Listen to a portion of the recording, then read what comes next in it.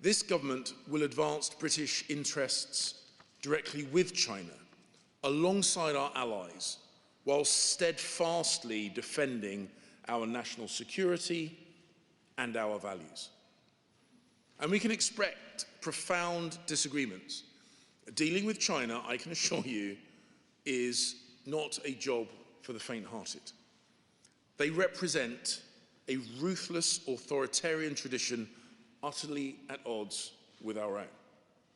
But we have an obligation to future generations to engage, because otherwise we would be failing in our duty to sustain and shape the international order.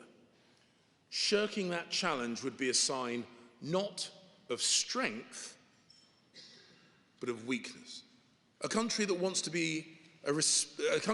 a respected place at the apex of the world order should stand up for its own principles and keep its solemn obligations to defend the laws at the very foundation of that order. This responsibility goes hand in hand with China's right to play a global role commensurate with its size and its history.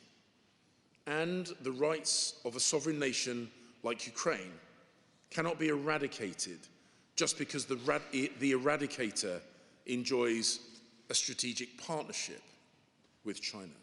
We will strengthen our national security protections wherever Beijing's actions pose a threat to our people or our prosperity. We are not going to be silent about interference in our political system, or technology theft, or industrial sabotage. We will do more to safeguard academic freedom and research.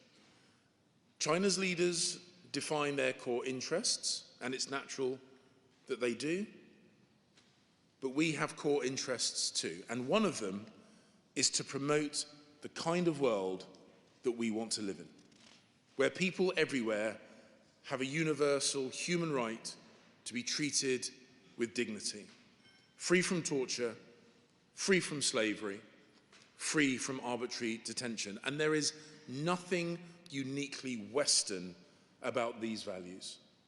Torture hurts just as much, whoever it is inflicted upon.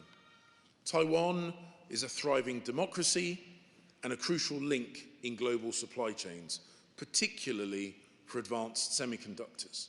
A war across the strait would not only be a human tragedy, it would destroy world trade worth $2.6 trillion, according to the Nikkei Asia.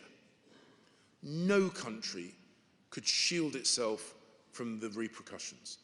Distance would offer no protection from this catastrophic blow to the global economy, and indeed to China most of all. And I shudder to contemplate the human and financial ruin that would follow. So it is essential that no party takes unilateral action to change the status quo.